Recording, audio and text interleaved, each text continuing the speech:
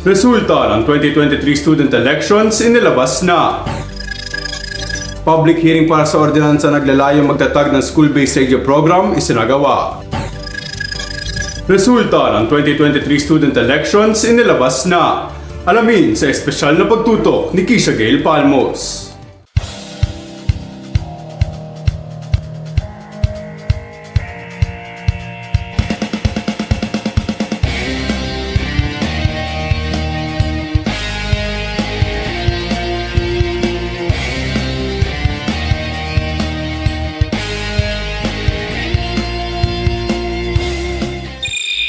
Isinapubliko na ang resulta ng halalan para sa 2023 University Student Council at College Student Councils election kaninang pasado alas 12 ng tanghali. Ayon sa Electoral Committee, 44.42% lamang ng undergraduate students ng pamantasan ang nakaboto. Narito ang eksklusibong panayam sa bagong halal na student regent ng USC mula sa Sibol Party List.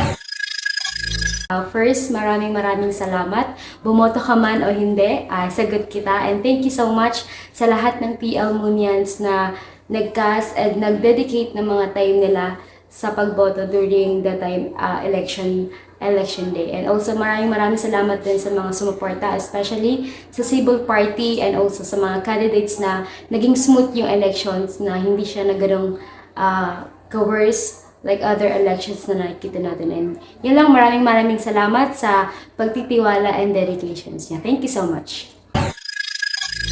Ayon sa panayam kay Sir Paul Joshua Maglaya, OIC ng Prefect of Student Organization, ngayong tapos na ang eleksyon, oras na para magkaisang mga nanalo dahil mayroon silang iisang layunin at ito ay ang magsilbi sa pamantasan. Para sa mas pinalakas na boses ng pamantasan, Kisha Gail Palmos, Radyo Pilimon.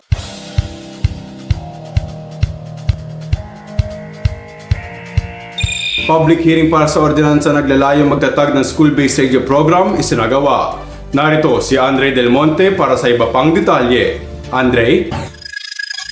Sa pangunguna ni Konsehal Jedediah R. Presnedi, isinagawa ang public hearing ng ordinansang magtatag ng school-based radio program para sa lungsod.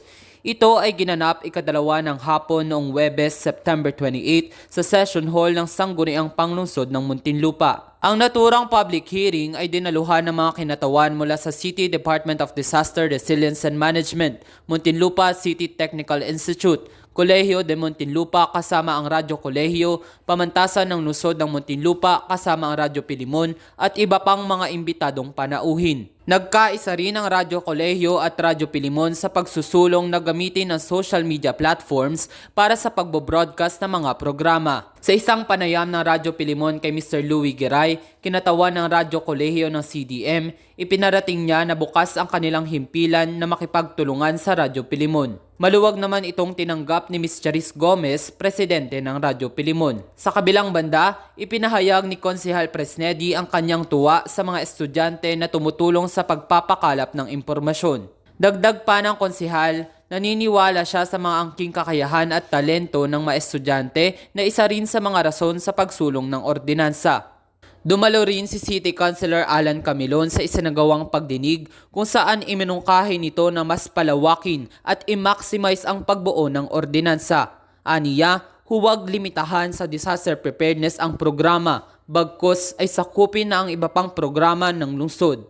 Agad naman itong sinang-ayunan ng mga dumalo. Sa huli, nagkaisa ang bawat kinatawan na magkaroon ng mas maayos at mas magandang bersyon ng ordinansa. Ang panukala ay sasailalim pa sa rebisyon at inaasahan na magkakaroon ng susunod na pagdinig ukol dito.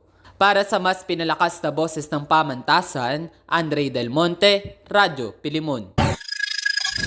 At yan ang mga tinutukang balita sa araw na ito. Manatiling nakatutok sa Radyo Pilimon Facebook page at YouTube channel para sa mga mahahalaga at napapanahong balita sa loob at labas ng pamantasan. Muli, ako si Paul Nilmoleta para sa mas pinalakas na boses ng pamantasan. Radyo Pilimon.